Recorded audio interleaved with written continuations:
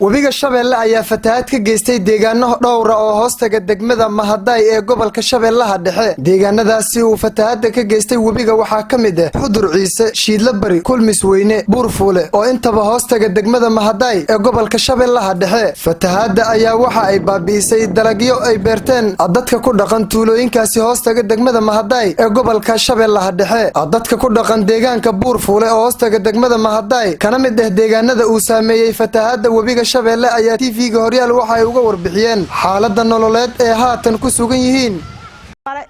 waa daryeel xunnaay beeri waa naga biyoobeen gurihii waa naga biyoobeen waa askar faasanahay gurihii meel oo seexan male cilmi wax siina male nimanka meel ka shaqeeya male waa la macaadi waxaan rabnaa inoo gargaar saanaag jeedin waa ilma saanaag xaq banu haynaa naag bas gurihii waa naag si darnyaay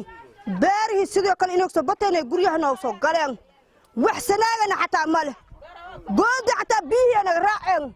saasayna dhaxdadaadu haayaan ka degmada Mahaday ee gobolka Shabeellaha Dhexe ayaa waxa ay mas'uuliyiinta hay'adaha gargaarka bixiya iyo dawladda federaalka ka codsadeen in gurmad degdeg ah lala soo gaaro deegaanada uu saameeyay fatahaadda webiga Shabeelle. Webiga Shabeelle ayaa xiliyadan oo kale waxa uu fatahaado ka geystaa deegaano dhowr ah oo ku teedsan jiinka webiga waxaana sababa inuu baabi'iyo dhul beereed. Ma ahan markii koobaad ama markii labaad uu ku fataho webiga Shabeelle deegaanadan ku teedsan jiinka webiga ee hoostaga degmada Mahaday ee gobolka Shabeellaha Dhexe ilaa eji webigu labada dhinac uu kala rogmadano meel hartay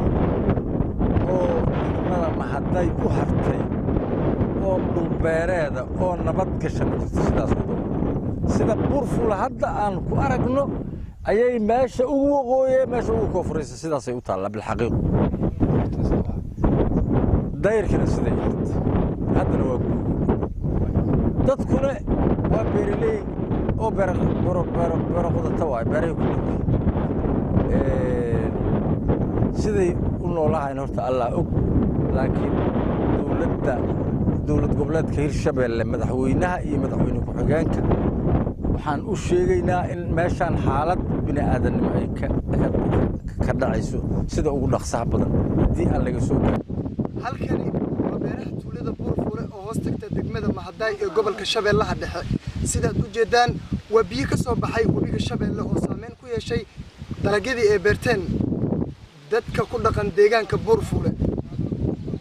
Mahad Axmed Cali Soomad Kuwara TV-ga caalamiga Horyaal